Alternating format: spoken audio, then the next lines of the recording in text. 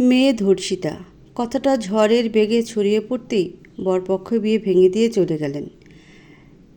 ইপ্সিতার পরিবারের মাথায় আকাশ ভেঙে পড়ল। যে সত্যটা লুকিয়ে রাখার জন্য অন্য শহরে পাড়ি দিয়েছিলেন, সেই সত্যটাই সকলের সামনে চলে আসলো। আবার ইপ্সিতার বিয়ের দিনই লোকজন কানাঘুষা করছে। ইপ্সিতার মা আঁচলে মুখ ঢেকে কান্না করে চলেছেন। আর ইপ্সিতা বর বিয়ে না করে চলে গেছে, কিংবা লোকে নানান কথা বলছে, এতে ইপ্সিতার কিছুই যায় আসে না। ও বিয়ে করতে চায়নি, বাবা মায়ের চাপে বিয়ে করতে রাজি হতে হয়েছিল, কিন্তু শেষে কী হলো? সত্যিটা জেনে বিয়েটা ভেঙে দিল। কেউ তো জানতে চাইল না সেই দিন কী হয়েছিল। সমাজ ধর্ষিতাকে দায়ী করে, ধর্ষককে নয়। সমস্ত লোকজন আস্তে আস্তে চলে যেতে লাগলো। বিয়ে বাড়িটা নিমিষেই মরার বাড়িতে পরিণত হয়ে গেল।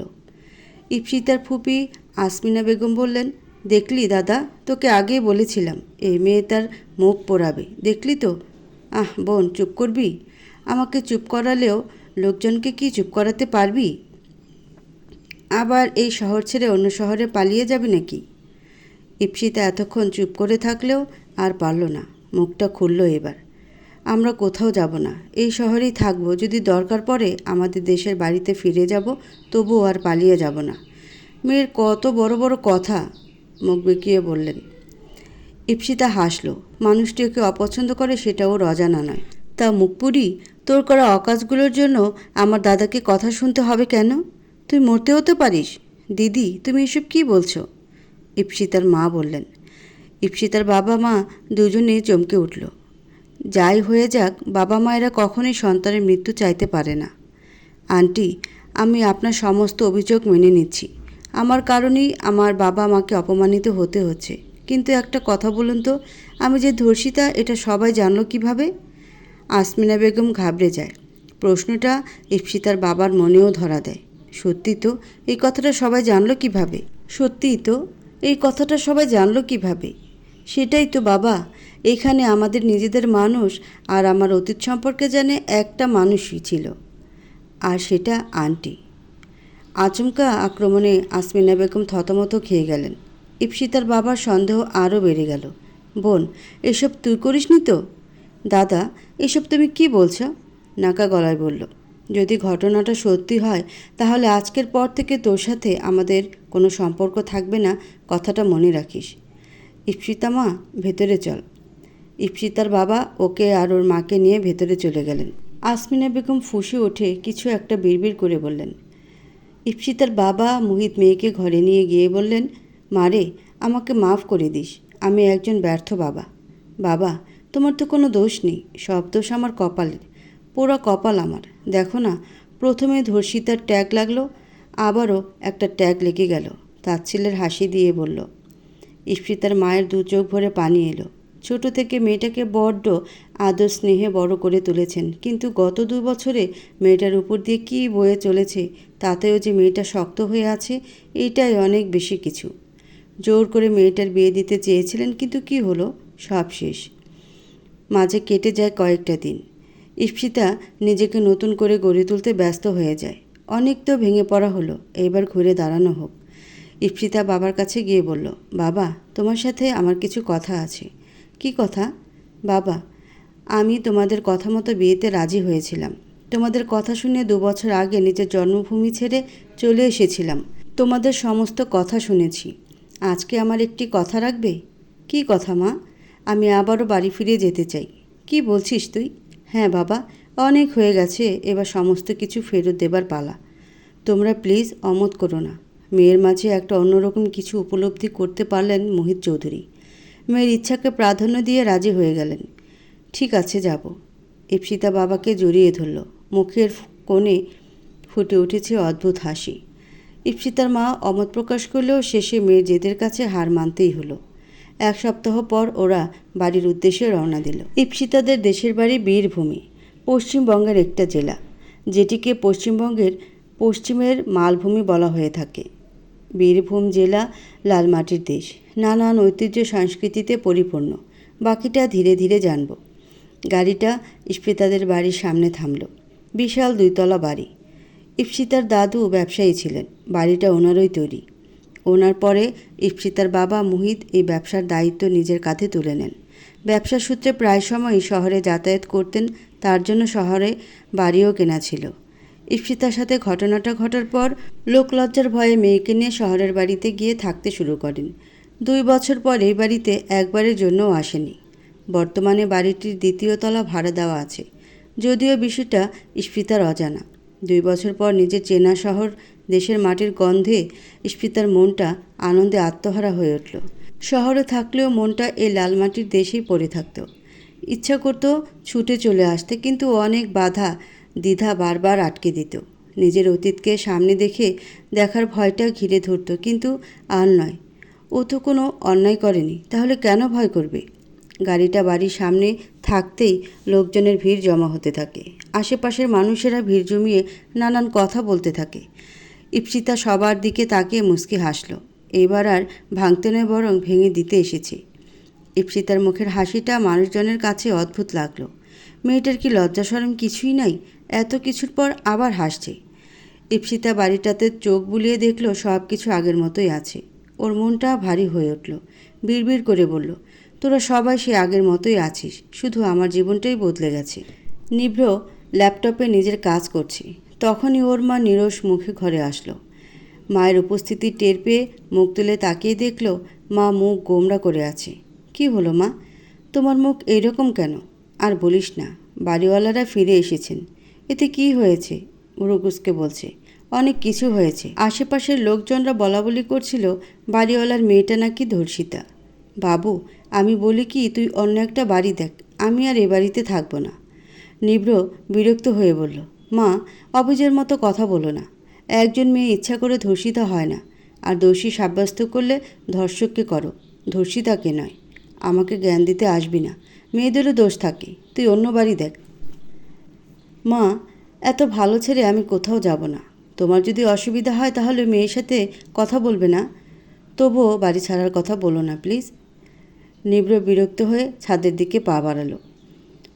মা, ওকে নিয়ে একটু পজিটিভ জানি, কিন্তু তাই বলে একজন মেয়ে হয়ে অন্য একজন মেয়েকে অপমানিত করবেন, সেটা তো মেনে নিতে পারবে না। নিভ্র ছোট থেকে মেয়েদের যথেষ্ট সম্মান করে। একজন মেয়ে তো কারোর বোন, কারোর মেয়ে, আবার কারোর মা। তাকে অপমান করা মানে গোটা নারী জাতিকে অপমানিত করা। নিভ্র ছাদে উঠে থমকে গেল। একটা মেয়ে উল্টো দিকে মুখ করে তাকিয়ে আছে। পরনে হলুদ রঙের সালোয়ার কামিজ, মাথায় ঘন কালো লম্বা কেশ কোমর ছাপিয়ে গেছে। নিভ্র আনমনে বলে উঠল, বেনেব। ছাদে কারোর উপস্থিতি টের পেয়ে ইপ্সিতা পেছনে ফিরে তাকিয়ে একজন অচেনা ছেলেকে দাঁড়িয়ে থাকতে দেখে তাড়াতাড়ি নিজের মাথার কাপড় ঠিক করে বলল, আপনি কে, আর আমাদের বাড়ির ছাদে কি করেন? প্রশ্নটা নিভ্রের বুঝতে কিছুটা সময় লাগলো। আপনাদের বাড়ি মানে? আমাদের বাড়ি মানে আমাদের, কিন্তু আপনি কে? আমি এ বাড়ির দোতলায় ভাড়া থাকি। বাবা দোতলাটা ভাড়া দিয়েছে? কই, আমি তো কিছু জানি না। আপনি কি তাহলে বাড়িওয়ালার মেয়ে? আচ্ছা, আমি আসছি। ইপ্সিতা কোনো রকমে ওখান থেকে পালিয়ে গেল। নিভ্রের মনে একটা প্রশ্ন উকি দিতে লাগলো। আচ্ছা, মা যে মেয়েটার কথা বলছিল, এটাই কি সে? প্রশ্নটা মনে আসলেও উত্তরটাতে মন সায় দিতে চাইল না। মেয়েটার বোন বা দিদিও তো হতে পারে। মেয়েটি? নিভ্র ছাদ থেকে নেমে নিজের ঘরে চলে গেল। বারবার মেয়েটার মুখটা ভেসে উঠছে। সরল চাহনি নিভ্রকে কিছুতেই শান্ত থাকতে দিচ্ছে না। ইস্পিতা নিচে এসে মাকে জিজ্ঞেস করলো, মা, ও মা, কি হয়েছে? এত চেঁচামেচি করছিস কেন? মা, আমাদের দোতলাটা ভাড়া দিয়েছ? কই, আমি তো কিছু জানি না। তোর বাবাকে জিজ্ঞেস কর, বলতে পারবে। ও আচ্ছা, তুই বল তো, এইভাবে চেঁচামেচি করে এটা জানতে চাইছিলিস কেন? কিছু কি হয়েছে? আসলে ছাদে একটা ছেলের সাথে দেখা হলো। সে বলল সে নাকি দোতলায় ভাড়া থাকে। আচ্ছা, তুই এসব বাদ দে, অনেক জার্নি করে এসেছিস, রেস্ট নে। সন্ধ্যা হবার কিছুক্ষণ পরেই কয়েকজন ভদ্রমহিলা ইপ্সিতার বাড়িতে আসেন। অনিচ্ছা থাকা সত্ত্বেও ইপ্সিতার মা ইরা চৌধুরী মহিলাগুলোকে ভেতরে আসতে বললেন। কি গো ইরা, এত বছর পর এইভাবে এখানে ফিরে আসলে? কি করব দিদি, নিজের বাড়ি থেকে আর কতকাল দূরে থাকব? সেটাই তো, মেয়ের জন্য আর কত ত্যাগ করবেন। বলছি কি ইরা, মেয়েটার বিয়ে নিয়ে কি কিছু ভাবলেন? ইপ্সিতার মা কেঁপে উঠল। বিয়ের দিনের ঘটনা মনে পড়তেই অন্তর কেঁপে উঠছে। আমার এক দূরসম্পর্কের ভাই আছে, যদিও আগে বিয়ে হয়েছিল, কিন্তু একেবারে সোনার টুকরো। দিদি মাফ করবেন, আমি আমার মেয়ের বিয়ে এক্ষুনি দেব না। ভালো ছেলে তাই বলছিলাম। দিদি, আপনাদের অন্য কিছু কথা থাকলে বলতে পারেন, বিয়ে নিয়ে কিছু বলবেন না দয়া করে। তাহলে আসি। মহিলাগুলো নিজেদের মধ্যে কী সব বলাবলি করতে করতে চলে গেল।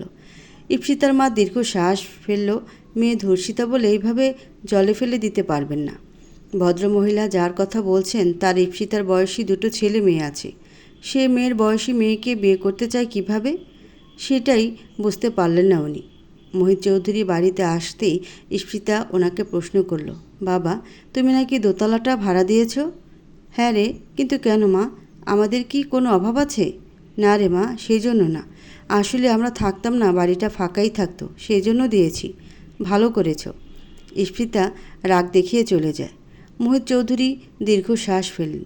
সেই ঘটনার পর থেকে মেয়েটা কীরকম একটা বদমেজাজি হয়ে উঠেছে, উপরওয়ালা ভালো জানেন কবে মেয়েটা আবারও স্বাভাবিক হয়ে উঠবে। নিবড়ের মন এখন অশান্ত হয়ে আছে। ইপ্সিতার পরিচয় জানার জন্য ছটফট করে চলছে। বাবু, তোকে কি বলেছিলাম তোর মনে আছে? কি? অন্য বাড়ি দেখার কথা? মা, আমরা এই বাড়িতেই থাকবো, আর এখান থেকে আমার অফিসটা কাছে হয়। নিবড়ের মা নয়না নিবড়কে ভালোভাবে বোঝাতে থাকেন উনি কিছুতেই এই বাড়িতে থাকবেন না, কিন্তু নিবড় নাছোড়বান্দা, এই বাড়ি ছেড়ে কোথাও যাবে না। কলিং বেল বেজে উঠতে মা ছেলের তর্কাতর্কি থেমে যায়। নিবড়ের মা বিরক্ত হয়ে দরজা খুলে দেখলেন একজন সুন্দরী মহিলা দাঁড়িয়ে আছেন। মহিলাটিকে সেটা উনি বুঝলেন না, তবুও সৌজন্যের খাতিরে সালাম দিয়ে জিজ্ঞেস করলেন, দিদি আপনি কে? আমি নিচে তলায় থাকি, এই বাড়িটা আমাদেরই। কথাটা শোনা মাত্রই নিবড়ের মায়ের মুখের হাসি গায়েব হয়ে গেল। বাড়িটা ওনাদের মানে ওনার মেয়েই তো ধর্ষিতা। ওনার সাথে কথা বলতে নিবড়ের মায়ের কীরকম একটা অস্বস্তি বোধ হতে লাগলো। তবুও মুখের উপর কিছু বলতে না পেরে ভদ্রতার খাতিরে ভেতরে আসতে বললেন। ইপ্সিতার মা নিবড়ের মায়ের ব্যবহারে খুবই খুশি হয়েছেন, সেটা মুখের হাসি দেখে বোঝা যাচ্ছে। ইপ্সিতার মা দ্বিমত প্রকাশ না করে ভেতরে প্রবেশ করলেন। একই বাড়িতে যখন থাকবেন তখন একটু বোঝাপড়া থাকলে সুবিধাই হবে। তবে নিবড়ের মা বিষয়টিতে একটু চটলেন। বিড়বিড় করে বলল, কি বেহায়ারে, বললাম, আর চলে আসলো। দুজনের মধ্যে আলাপ শুরু হলো। নিবড়ের মা নিবড়ের প্রশংসায় পঞ্চমুখ, আর ইপ্সিতার মা হাসি মুখে সবটা শুনছেন। দিদি, আপনার বাড়িতে কে কে আছে? আমরা স্বামী স্ত্রী আর একটা মেয়ে। ইপ্সিতার মায়ের জন্য নিবড়ের মায়ের একটু মায়া হলো। এক মেয়ে আবার সেই ধর্ষিতা। তাই মেয়েটার টপিক বাদ দিয়ে অন্য কথা বলতে লাগলেন। কিছুক্ষণের মধ্যেই দুজনের মধ্যে একটা ভালো সম্পর্ক স্থাপন হয়ে যায়। দুটো দিন কেটে যায়। ইপ্সিতা ছাড়টাকে সম্পূর্ণ এড়িয়ে চলেছে, নিবড়ের মুখোমুখি হতে চায় না। আর এদিকে নিবড় ইপ্সিতাকে দেখার জন্য আকুল হয়ে আছে। এক পলকের একটু দেখাই বেনেব ওর মনে দাগ কেটেছে, কিছুতেই মন থেকে দূরে সরাতে পারছে না। নিবড়ের মাও বাড়ি ছাড়া নিয়ে কিছুই জোরাজুরি করেনি, এতে নিবড় কিছুটা হলেও স্বস্তি পেয়েছে। ইপ্সিতা খাবার খাওয়ার জন্য টেবিলে এসেই বসতেই ইপ্সিতার মা বলল, ইপ্সিতা মা, একটা কাজ করে দিবি? কী কাজ? এই টিফিনটা একটু উপরে দিয়ে আসবি। ইপ্সিতার ভ্রু কুঁচকে যায়। কি আছে এতে? একটু পায়েস আছে, নয়না ভাবির ছেলেটা খেতে খুব পছন্দ করে। বাবা, এই 2 দিনে এত কিছু জেনে গেলে? জানা মা, দিয়ে না। দূর, ভালো লাগে না। ইপ্সিতা রাগে গজগজ করতে করতে দোতলার দিকে পা বাড়ালো। কলিং বেল বাজানোর পরেও দরজা খুলছে না। ইপ্সিতার রাগ হলো। শেষবারের মতো কলিং বেল বাজিয়ে চলে যেতে যাবে, তখনই দরজা খোলার শব্দে ইপ্সিতা ঘুরে দাঁড়ালো। একজন ভদ্রমহিলা দরজা খুলে দিলেন। আন্টি, মা এটা পাঠালো। মা মানে আমি নিচের তলায় থাকি, ভেতরে আসো মা। ইপ্সিতা ভেতরে ঢুকে নয়না রায়হানের হাতে টিফিনটা দিল। নয়না মুচকি হেসে টিফিনটা নিয়ে রান্নাঘরের দিকে এগিয়ে গেলেন। ইপ্সিতা একা দাঁড়িয়ে কি করবে, তাই বলল, আন্টি, আমি কি আপনার সাথে আসতে পারি? হ্যাঁ, অবশ্যই। নয়না টিফিনগুলো খালি করছে আর ইপ্সিতা দাঁড়িয়ে কথা বলছে। কি নাম তোমার? ইপ্সিতা। ভারী মিষ্টি নাম তো। মাঝে মধ্যে তো আসতে পারো মায়ের সাথে, একটু গল্প করি একসাথে। আন্টি, আপনি তো কখনোই আমাদের বাড়িতে যাননি, একদিন আসবেন, আড্ডা দেব জমিয়ে। ওইটুকু সময়ের মধ্যে দুজন অনেক কথাই বলে ফেলল। নিবড়ের মা নয়নের মাথা থেকে বেরিয়ে গেছে বাড়িওয়ালার মেয়ের পরিচয়। আচ্ছা, ওনার যদি খেয়াল থাকতো তাহলে কি ইপ্সিতার সাথে এতটা মিশে যেতে পারতেন? মা, তুমি একটু বসো, তোমার সাথে আমার ছেলের পরিচয় করিয়ে দিই। ঈপ্সিতা না করতে পারল না, চুপ করে বসে রইল। নিবড়ের মা নিবড়কে ডেকে আনলেন। বাবু চল, একজনের সাথে পরিচয় করিয়ে দেব। কে? একটা মেয়ে, দেখতে পুরো পরীর মতো। আমি দেখে কি করব? তুমিই দেখো না। চল না। মায়ের জোরাজুরিতে এক প্রকার বাধ্য হয়ে নিবড় বসার ঘরে আসলো। সোফায় বসে থাকা মানুষটিকে দেখে নিবড়ের চোখ চকচক করে উঠল। এই তো সেই মেয়ে, যাকে এক পলক দেখার জন্য বারবার নিচে তলায় ঘোরাঘুরি করছে। বারবার কারণ ছাড়াই ছাদে গিয়েছে, কিন্তু দেখা পায়নি। আজকে নিজের বাড়ির ড্রয়িং রুমে দেখা পাবে সেই আশা করেনি। ঈপ্সিতা মা, এটা আমার ছেলে নিবড়। ঈপ্সিতা চোখ তুলে তাকালো। ওর ধারণাটাই সঠিক। সেই দিনে সেই ছাদের ছেলেটি। সেই দিন ছাদে ছেলেটির মুগ্ধ ভরা দৃষ্টি ঈপ্সিতার চোখ এড়িয়ে যায়নি। তাই তো ছেলেটার মুখোমুখি হতে চায়নি, কিন্তু আবারও মুখোমুখি হতে হলো। ঈপ্সিতা চায় না ওর এই কলঙ্কিত জীবনের সাথে কারোর জীবন জড়াতে। হ্যাঁ, ঈপ্সিতা যথেষ্ট সুন্দরী। এক পলকের একটু দেখাতেই যে কারো নজর কাড়তে সক্ষম, কিন্তু ঈপ্সিতা এই রূপকে ঘৃণা করে। এই রূপই ওর সমস্ত কিছু কেড়ে নিয়েছে। ঈপ্সিতা যদি পারত এই রূপকে ঝলসে দিতে, তবেই মনের রাগ মিটত, কিন্তু পারেনি সমাজের মানুষদের হাজারো কুকথা শুনে নিজেকে শেষ করে দিতে। অনেকবার চেষ্টা করেছিল সব কিছু থেকে মুক্তি পেতে, কিন্তু পরকাল আর বাবা মায়ের কথা চিন্তা করে বারবার পিছিয়ে এসেছে। শক্ত হয়েছে, মনের সাহস জুগিয়েছে। ও তো কখনো অপরাধ করেনি, তাহলে কেন শাস্তি পাবে?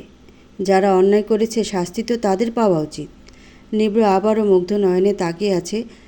ঈপ্সিতার পরনের লাইট পিঙ্ক কালারের কামিজটাও ওর সৌন্দর্যকে আরও কয়েক গুণ বাড়িয়ে দিয়েছে। নিবড় চোখের পলক ফেলতে ভুলে গেছে। ঈপ্সিতার প্রচণ্ড অস্বস্তি হচ্ছে। এই ঘটনার পর থেকে কোনো পুরুষ দৃষ্টি সহ্য করতে পারে না, ভয় করে প্রচণ্ড। আন্টি, আমি আসছি, পরে আসবো একদিন। ঈপ্সিতা হন্তদন্ত হয়ে বেরিয়ে যায়। নিবড়ের মা বললেন, যা, মেয়েটা চলে গেল। দেখেছিস বাবা, মেয়েটা কি মিষ্টি দেখতে। নিবড়ের মায়ের ঈপ্সিতাকে প্রচণ্ড রকমের পছন্দ হয়েছে। মেয়েটার কথাবার্তাও খুব ভালো, দেখতেও সুন্দরী। এইরকম একটা মেয়েই নিবড়ের জন্য খুঁজছিলেন। রাতে ঈপ্সিতা অনেক দিন পর ফেসবুকে অন হলো। কয়েকদিন বাড়ি বদলের জন্য ফোনই হাত দেওয়া হয়ে ওঠেনি। মেসেঞ্জার অন করতে একটা মানুষের মেসেজ দেখে মনটা ভালো হয়ে গেল। এই ভার্চুয়াল জগতে ঈপ্সিতার সব থেকে কাছের মানুষ। উনি ঈপ্সিতার জীবনের মোটামুটি সব কিছুই ওনার জানা। সত্যি বলতে গেলে ওনার কারণে ঈপ্সিতা ঘুরে দাঁড়াতে সাহস পেয়েছে। ঈপ্সিতা সালাম দিয়ে মেসেজ দিল, কেমন আছেন? সঙ্গে সঙ্গে মেসেজ সিন হলো, রিপ্লাইও আসলো, এই তো ভালোই আছি, আপনি কেমন আছেন? আছি ভালোই। 2 দিন কোথায় ছিলেন? একটু কাজ ছিল তাই। আচ্ছা, বুঝতেই পারছি বিজি মানুষ। না, সেরকম কিছুই না। কথোপকথন চলতেই থাকলো। ঈপ্সিতার ভারাক্রান্ত মনটা নিমেষেই ভালো হয়ে গেল। অপর প্রান্তের মানুষটি একজন ছেলে জানা সত্ত্বেও তার সাথে কথা বলতে ঈপ্সিতার বিন্দু মাত্র দ্বিধাবোধ হয় না। গত 1 বছরে মানুষটির সাথে সমস্ত কিছু শেয়ার করেছে। মানুষটি সমস্ত কিছুতেই ঈপ্সিতাকে সাপোর্ট দিয়েছে। আপনি খুব ভালো নয়ন, আপনার লাইফ পার্টনার খুব লাকি, তাই বুঝি? মেসেজ করতে করতে ঈপ্সিতা ঘুমের দেশে তলিয়ে যায়। পরের দিন ঈপ্সিতা 2 দিন বাড়ির বাইরে বের না হলেও আজ থেকে বের হতে হবে। কিছু কাজ আছে, সেগুলো তো করতে হবে। মা, আমি বের হচ্ছি। কোথায় যাচ্ছিস তুই? একটু কাজ আছে, আসছি। ঈপ্সিতা বেরিয়ে যায়। পরনে সালোয়ার কামিজ, মাথায় ওড়না দেওয়া আর মুখে মাস্ক। বাড়ি থেকে বেরিয়ে কিছুটা পথ হেঁটে যেতে হয়, তারপরেই মেন রাস্তা, আর ওইখান থেকে গাড়ি ধরতে হয়। ঈপ্সিতা হাঁটছে, তখনই একজন মহিলা আরেকজন মহিলাকে বলল, ওই দেখো, সেই মেয়েটা যাচ্ছে। বলিহারি মেয়ের সাহস। ঈপ্সিতা কথাগুলো কান না দিয়ে নিজের মতো হেঁটে চলেছে। আরেকজন মহিলা বলল, এত বড় একটা ঘটনা ঘটল, তবুও মেয়ের দেমাগ কমল না। ঈপ্সিতা দাঁড়িয়ে গেল। পিছন ফিরে কিছুটা এগিয়ে এসে মহিলা দুটোর সামনে দাঁড়িয়ে মাস্কটা খুলে বলল, বলছি আন্টি, আঙ্কেল কি জানে আপনি সারাদিন কুটনামি করে বেড়ান? এই মেয়ে, মুখ সামলে কথা বলুন। অনেকটা চুপ করে থাকলাম, এবার তো কিছু কথা বলতেই হচ্ছে। কি বলছিলেন? আমার দেমাগ কমেনি? সত্যি আমার দেমাগ কমেনি। কেন জানেন? কারণ আমি কোনো অন্যায় করিনি। আমি ইচ্ছা করে নিজের সর্বনাশ করিনি। করো আর না করো, সত্যি তো এটাই তুমি ধর্ষিতা। আমাদের সমাজটা কি অদ্ভুত, তাই না? একটা মেয়ের ইচ্ছার বিরুদ্ধে করলেই সেটা ধর্ষণ, সমাজের চোখে সে খারাপ।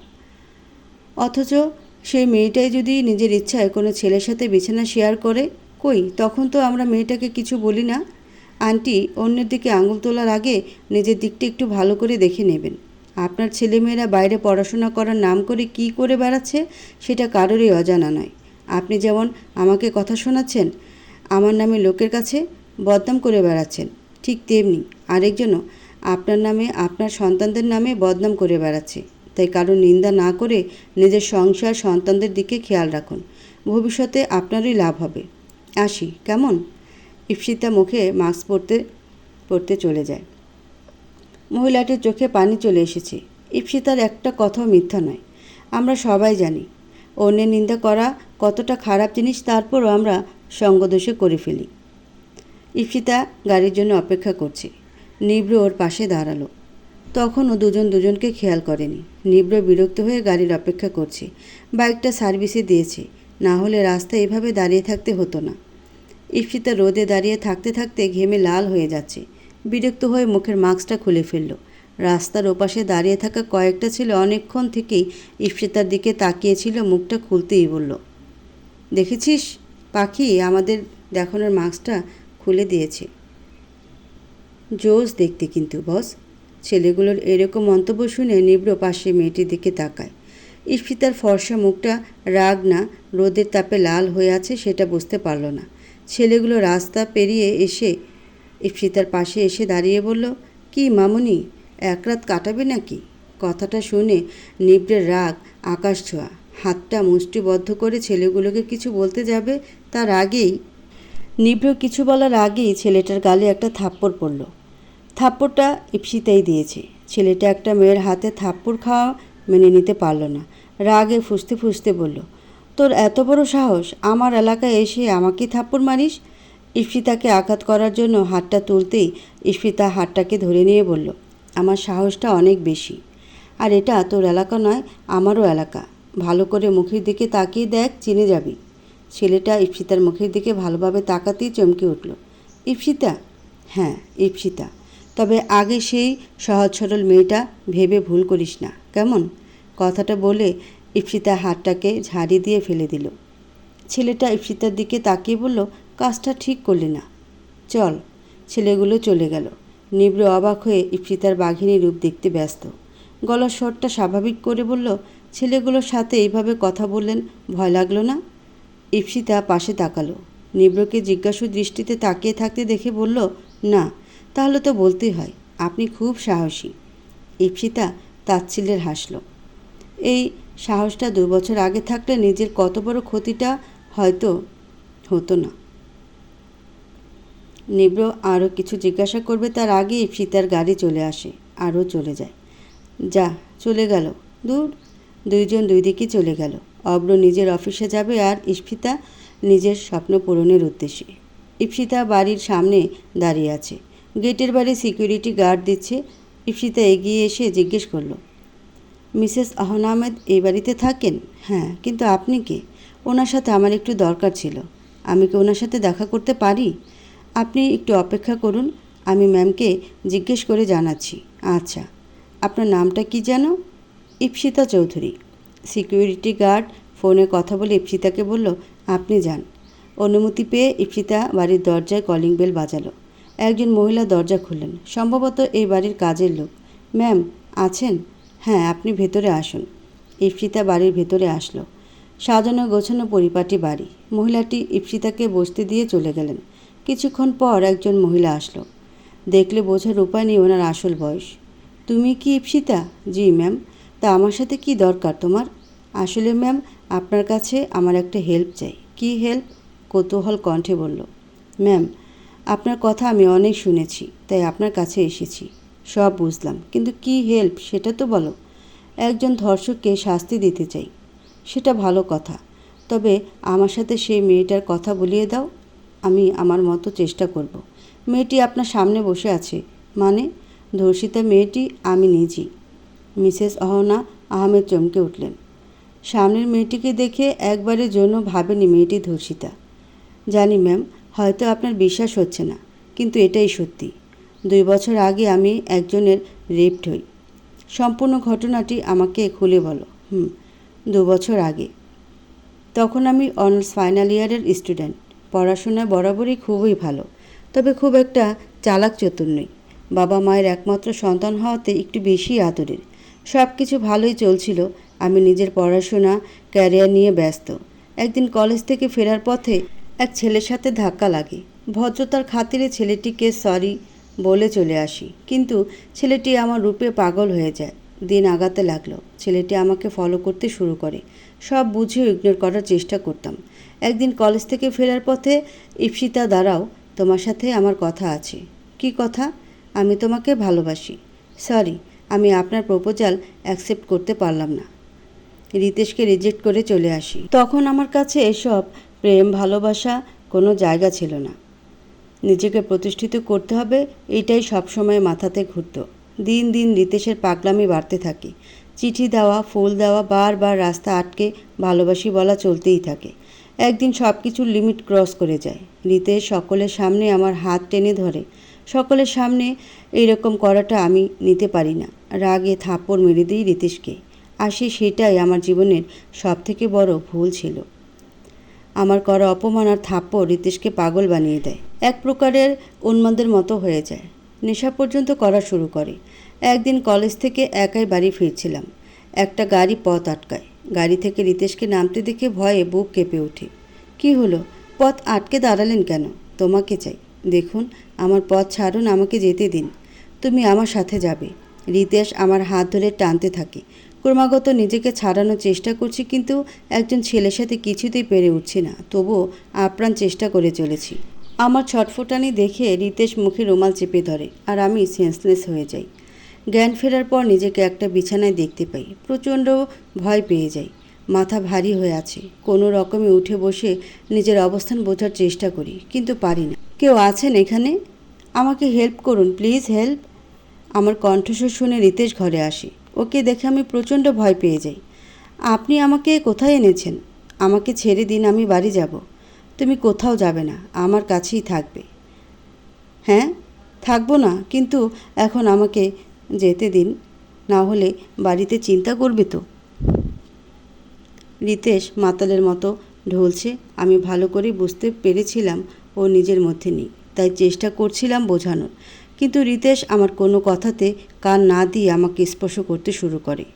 আমার গোটা শরীরে অস্বস্তি সৃষ্টি হয়। নিজেকে ছাড়ানোর চেষ্টা করতে থাকি, ফলে রিতেশের শরীরে আঘাত লাগে। ছাড়ুন আমাকে, ছেড়ে দিন। রিতেশকে কোনো রকমে ধাক্কা দিয়ে রুম থেকে বের হতে যাব, তার আগেই রিতেশ আমাকে টেনে বিছানায় ফেলে দেয়। বারবার বারণ করা সত্ত্বেও সেদিন রিতেশ আমার কোনো কথাই শোনেনি। আমার সর্বস্ব শেষ করে দেয়। ইপ্সিতার চোখ দিয়ে ক্রমাগত পানি ঝরছে। মিসেস আহমেদের চোখেও পানি।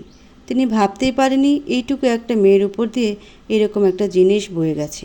মা, তুমি কেঁদো না, আমি তোমাকে সাহায্য করব। মিসেস আহমেদ ইপ্সিতাকে বুকে জড়িয়ে ধরেন। ইপ্সিতা ফুঁপিয়ে কেঁদে ওঠে। সে ভয়ানক দিনের কথা চাইলেও ভুলে থাকতে পারে না। মনে পড়লেই নিজেকে শেষ করে দিতে মন চায়, কিন্তু পারে না। ইপ্সিতাকে শান্ত করে জিজ্ঞেস করে, ছেলেটার বিরুদ্ধে কোনো কেস করনি? না। কিন্তু কেন? সেই দিন আমি ফিরে আসার আগেই গোটা এলাকায় আমার ধর্ষিতা হবার খবর ছড়িয়ে পড়ে। বাবা জানতেন মানুষগুলো আমাকে বাঁচতে দেবে না, তাই সেই রাতেই আমাকে নিয়ে শহর ছাড়েন। এইটাই তো ভুল করেছ। তখন কেসটা করলে বিষয়টা সহজ হতো, কিন্তু এখন এতদিন পর কিভাবে? ম্যাম প্লিজ, আমি অনেক আশা নিয়ে এসেছি। এমনকি আপনার সাথে দেখা করার জন্যই আমি আবারও এই বীরভূমে ফিরে এসেছি। সবটা বুঝতে পারছি, কিন্তু 2 বছর আগের ঘটনা, সমস্ত প্রমাণ বিলুপ্ত হয়ে গেছে। ইপ্সিতা হতাশ হলো। তাহলে কি সমস্ত প্রচেষ্টা ব্যর্থ হবে? চিন্তা করো না, আমি দেখছি কি করা যায়। ম্যাম, আমার আর একটা রিকোয়েস্ট আছে। কি বলো? ম্যাম, আমি আপনার সাথে কাজ করতে চাই। আমার মতো আরও অনেক অসহায় মেয়েদের সাহায্য করতে চাই। প্লিজ ম্যাম, আমাকে একটা সুযোগ দিন। ঠিক আছে, থ্যাংক ইউ। ইপ্সিতা মিসেস আহমেদকে বিদায় জানিয়ে চলে যায়। মিসেস আহমেদ ইপ্সিতার যাওয়ার দিকে তাকিয়ে বললেন, ফুলের মতো মেয়েটার যে সর্বনাশ করেছে, তার চরম শাস্তি হওয়া উচিত। ইপ্সিতা নিরস মুখে বাড়ি ফিরে আসে। সামনের লড়াইগুলো আরও কঠিন হতে চলেছে, সেটা ভালো করে উপলব্ধি করতে পারছে। বাড়ি ফিরে খাওয়া দাওয়া না করেই নিজের ঘরের দরজা বন্ধ করেছিল। মা অনেকবার ডেকে যাবার পরেও দরজা খোলেনি। এক প্রকার বাধ্য হয়েই ইস্পিতার মা ইরা একা খেয়ে ওষুধ খেয়ে ঘুমিয়ে পড়েছেন। ওনার ব্লাড প্রেশার, বেশিক্ষণ না খেয়ে থাকতে পারেন না। সন্ধ্যাবেলা, মা আমি ছাদে যাচ্ছি, একটু ওইখানেই থাকবো, প্লিজ আমাকে ডাকাডাকি করবে না। ইপ্সিতা একটা মাদুর নিয়ে ছাদে চলে যায়। ইপ্সিতার মা একটা দীর্ঘশ্বাস ফেললেন। ভালো করে বুঝতে পারলেন মেয়েটা কোনো কারণে প্রচণ্ড রকমের ডিপ্রেসড আছে, তাই কথা বাড়ালেন না। ইপ্সিতা ছাদে মাদুর বিছিয়ে বসে পড়ল। খোলা আকাশের নিচে প্রাণ ভরে নিঃশ্বাস নিল। বন্ধ ঘরে দম বন্ধ হয়ে আসছিল। ছাদে এসে সময় কাটানো নিবড়ে রোজকার নেশা। প্রতিদিনের মতো আজকেও ছাদে আসলো। ছাদের মাঝখানে কাউকে বসে থাকতে দেখে প্রথমে একটু ভয় পেয়ে যায়। বলা তো যায় না জিনভূত এসে বসে আছে। বুকে সাহস নিয়ে আর একটু এগিয়ে এসে বুঝলো একটা মেয়ে বসে আছে। এটা আবার পেতনি নয় তো? কারোর পায়ে শব্দ পেয়ে ইপ্সিতা পেছনে ফিরে তাকালো। চাঁদের আলোয় নিবড়োকে চিনতে একটু অসুবিধা হয়ে গেল। কে? আমি নিবড়ো। আপনি কে বলবেন? কথাটা শেষ না করে ঘুরিয়ে দিয়ে বলল, বাড়িওয়ালার মেয়ে। তা এখন ছাদে কি করছেন? আপনি যা করতে এসেছেন আমিও তাই করতে এসেছি। আমি তো স্মোক করতে এসেছি, তার মানে আপনিও কি? ইপ্সিতার ভ্রু কুঁচকে গেল। নেশা জিনিসটা ওর অপছন্দের বিষয়বস্তু। হালকা চাঁদের আলোয় ইপ্সিতার মুখের রিয়াকশন স্পষ্ট বুঝতে না পারলেও আন্দাজ করে বলল, মজা করলাম। আপনি আবার সিরিয়াস নিলেন নাকি? না। আচ্ছা আমি কি আপনার সাথে বসতে পারি? মানে না, মানে আপনিও একা আর আমিও, তাই দুজনে যদি একটু আড্ডা দিতাম তো। কারোর মুখের উপরে না বলাটা একটু দৃষ্টিকটু দেখায়। ইপ্সিতা নিবড়োকে না বলতে পারল না, অনুমতি দিয়ে দিল। নিবড়ো টুকটাক প্রশ্ন করছে, ইপ্সিতা উত্তর দিচ্ছে। এইভাবে বেশ কিছুটা সময় পার হয়ে যায়। ইপ্সিতা ফোন করার বাহানায় উঠে চলে যায়। বিষয়টি নিবড়ো বুঝতে পারলেও তেমন কোনো পাত্তা দিল না। ও খুব হ্যাপি ইপ্সিতার সাথে বেশ কিছুটা সময় পার করতে পেরে। কেটে যায় কয়েকটা দিন। ইপ্সিতা আর নিবড়ের মাঝে সম্পর্কটা আগে থেকে কিছুটা স্বাভাবিক হয়েছে, যদিও সবটাই নিবড়ের কাজকর্ম। ইপ্সিতা এখনও পর্যন্ত নিবড়ের প্রতি কোনো আগ্রহ দেখায়নি, তবে দুজনকে প্রায় সময় একসাথে দেখা যায়। ছাদে একসাথে দাঁড়িয়ে কথা বলে, রাস্তায় গাড়ি ধরার জন্য আসার পর দুজনে একসাথে আসে। প্রতিদিনের মতো আজকেও ইপ্সিতা বের হচ্ছে, তখনই পেছন থেকে নিবড়ো ডেকে বলল, এই ইপ্সিতা। জি বলুন। আমার সাথে আসো, আমি স্ট্যান্ডে ছেড়ে দিচ্ছি। থাক, প্রয়োজন নেই, আমি যেতে পারবো। আরে আসো না। নিবড়ের জোরাজুরিতে এক প্রকার বাধ্য হয়েই ইপ্সিতা ওর সাথে বাইকে যায়। ওদের দুজনকে একসাথে যেতে দেখে পাড়ার এক কাকিমা বলে, বাবা এদের দেখি এত দূর গড়িয়ে গেছে। ভাবিকে বিষয়টা জানাতে হচ্ছে। আমাদের আশেপাশে অনেক মানুষ থাকে যারা ওদের সমালোচনা করতে ব্যস্ত থাকে, অন্যজনের বাস দেবার জন্য রেডি হয়ে থাকে। অসহ্য মানুষজন। নিবড়ের মা রান্না শেষ করে ঘর গোছাচ্ছিলেন, তখনই কলিং বেলের শব্দ পেয়ে দরজা খুলে দেখলেন এক প্রতিবেশী এসেছে। আরে দিদি, আপনি ভেতরে আসুন। হ্যাঁ দিদি, একটা কথা বলতে এলাম। কি কথা? বলি দিদি, নিজের ছেলেকে সামলে রাখুন, না হলে কিন্তু আপনার সর্বনাশ হবে। কেন? আরে দিদি, আপনার ছেলেকে তো কয়েকদিন ধরে দেখছি ওই ইপ্সিতার সাথে মেলামেশা শুরু করেছে, তাতে ক্ষতি কি? দিদি, আপনার কি বোধবুদ্ধি লোপ পেয়েছে? আপনি কি ভুলে গেছেন ওই ইপ্সিতা তো ধর্ষিতা। নিজের ছেলেকে ওই মুখপুরীর কাছে থেকে দূরে রাখুন। নিবড়ের মায়ের মাথাতে আকাশ ভেঙে পড়ল। কয়েকটা দিনে ইপ্সিতার সাথে উনিও অনেকটাই ক্লোজ হয়ে গিয়েছিলেন। ভুলে গিয়েছিলেন বাড়িওয়ালার মেয়ে ধর্ষিতা আর ওনার একটাই মেয়ে। ইপ্সিতা যে সেই মেয়ে হতে পারে এই কথাটা মাথাতেই আসেনি ওনার। এখন উনি কি করবেন? উনি তো নিজেও চেয়েছিলেন নিবড়ের সাথে ইপ্সিতার একটা সম্পর্ক গড়ে উঠুক, কিন্তু সেটা তো সম্ভব নয়। মেয়ে যে ধর্ষিতা, আর যাই হোক একটা ধর্ষিতা মেয়েকে তো নিজের ছেলের বউ করতে পারবে না উনি। নিবড়ো ইপ্সিতাকে স্ট্যান্ডে নামিয়ে দিয়ে বলল, রাতে ছাদে দেখা হচ্ছে। ইপ্সিতা মুচকি হাসল। ছেলেটার সাথে সময় কাটাতে ওর নিজেরও ভালো লাগে, তবে সেটা কখনই নিবড়ের সামনে প্রকাশ করেনি। নিবড়ো চলে যাবার পরেই ইপ্সিতার ফোন আসে। হ্যালো ম্যাম, বলুন। ইপ্সিতা, তোমাকে আজকে আসতে হবে না, আমি একটা কাজে বেরিয়েছি, বাড়িতে নেই। Okay ma'am. ইপ্সিতা উল্টো পথে বাড়ি ফিরে আসে। কিরে, ফিরে আসলি যে? কাজ নেই, সরো, আজকে আমি রান্না করব। আচ্ছা কর। ইপ্সিতা রান্না করাতে ব্যস্ত হয়ে পড়ে। ইপ্সিতার মা মেয়েকে পর্যবেক্ষণ করছেন। কত আশা বুনেছিলেন মেয়েটার একদিন সংসার হবে, ধুমধাম করে বিয়ে দেবেন, কিন্তু সেগুলো কি আদৌ সম্ভব হবে কে জানে। ইপ্সিতা রান্নাগুলো শেষ করে কিছুটা খাবার তুলে বলল, মা, এটা আন্টিকে দিয়ে আসবে? তুই জানা, আমার পায়ে ব্যথা করছে। আচ্ছা। ইপ্সিতা নিজের হাতে রান্না করে নিবড়ের মায়ের দরজায় কড়া নাড়ল। ইপ্সিতাকে দেখে নিবড়ের মায়ের মুখটা ফ্যাকাশে হয়ে যায়। ইপ্সিতা একটু অবাক হয়ে বলল, আন্টি, তোমার শরীর কি ঠিক আছে? মুখটা এরকম লাগছে কেন? তোমাকে একটা কথা বলার ছিল। কি বলো? তুমি আর এই বাড়িতে এসো না।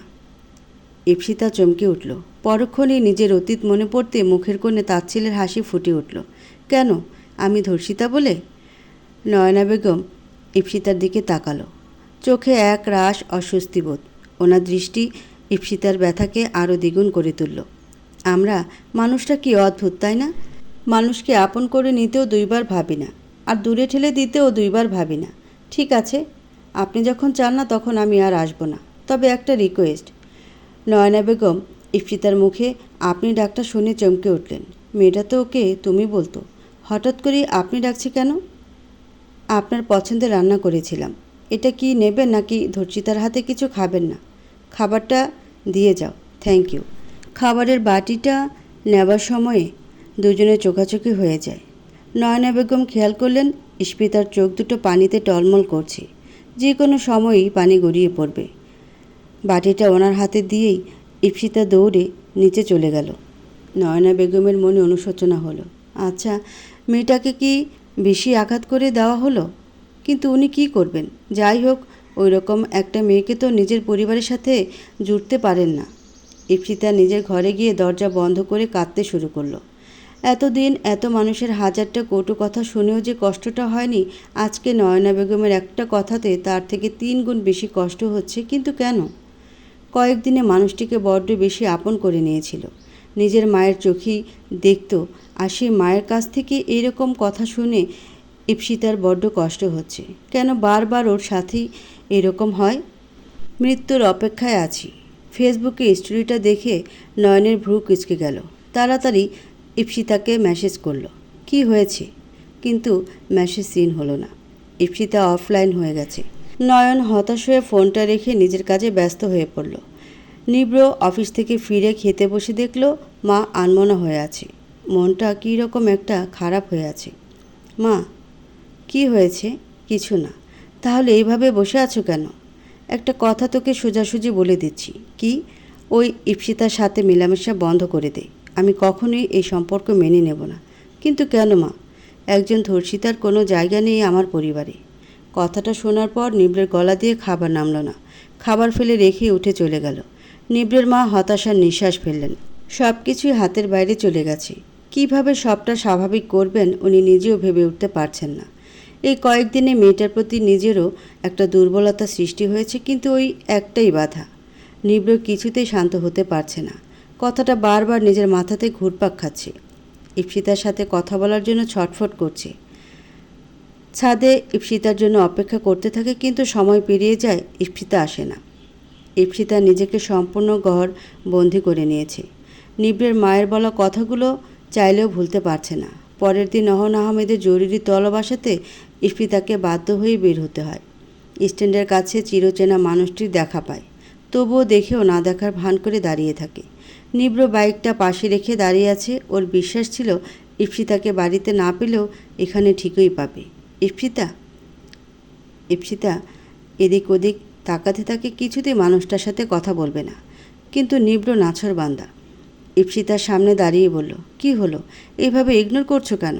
দেখুন নিবড়, আপনি আমার তেমন কেউই হন না। তাহলে আমি কেন বেকার বেকার আপনাকে ইগনোর করতে যাব? নিবড় আহত হলো। ইপ্সিতার কণ্ঠ সম্পূর্ণ স্বাভাবিক ছিল। তার মানে এই কয়েকদিনে ইপ্সিতার মনে কি একটুও জায়গা করে নিতে পারিনি? বেকার আমার পেছনে সময় নষ্ট করবেন না। আমি নিতান্তই একজন সাধারণ মেয়ে, তার উপরে ধর্ষিতা, তাই আমাকে এতটা প্রায়োরিটি দেবার প্রয়োজন নেই। ইপ্সিতা চলে যায়। নিবড়ের কানে কথাগুলো বাজতে থাকে। ইপ্সিতার মুখে ধর্ষিতা কথাটা শুনে ওর বুকে ঝড় উঠে গেছে। মেয়েটা এত কিছুর পরেও স্বাভাবিক কীভাবে? অহন আহমেদের বাড়িতে যাবার পরেই উনি ইপ্সিতার বিষয়টি সম্পর্কে আলোচনা করতে থাকেন। সরি গো, কালকে থাকতে পারিনি। কোথাও গিয়েছিলেন বলেছিলেন তো? হ্যাঁ, আসলে আমার ছেলের কাছে গিয়েছিলাম। ও, উনি কোথায় থাকেন? রিহাবে। মাথা নিচু করে বললেন।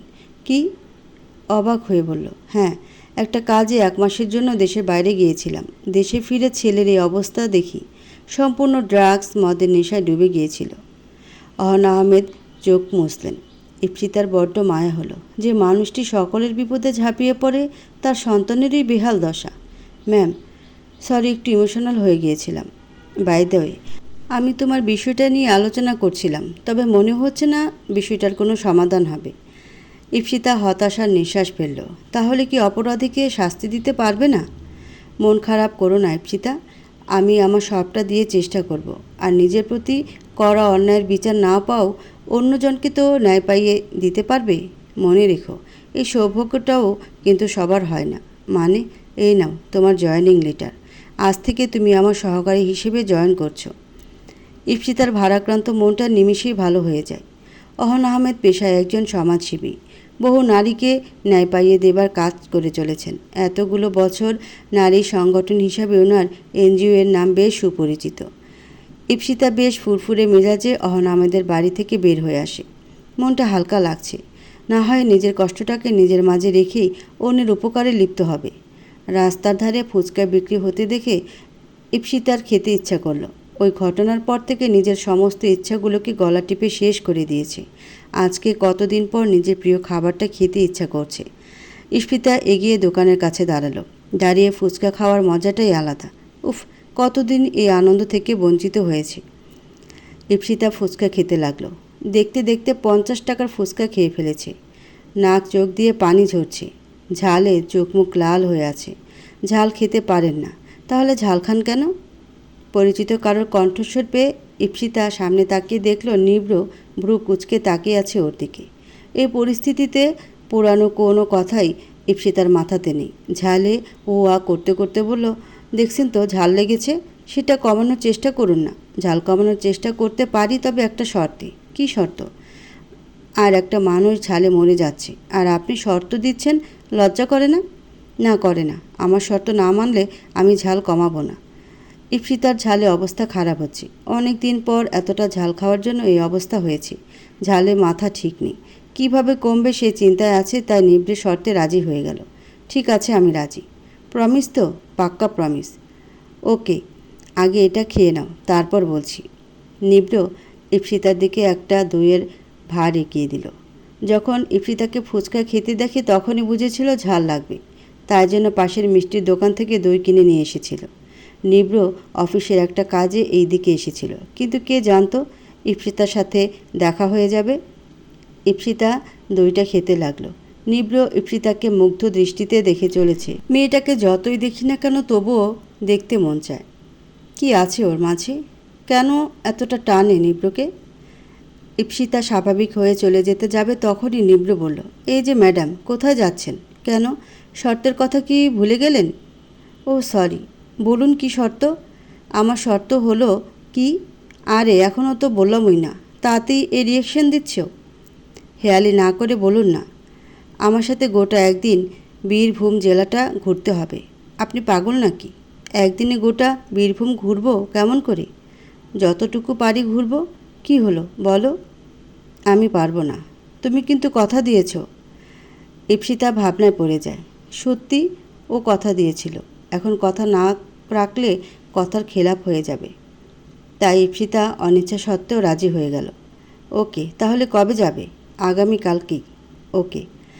ইপ্সিতা চলে যায়। নিবড় বিশ্বজয়ের হাসি দিল। আগামীকাল কি হবে?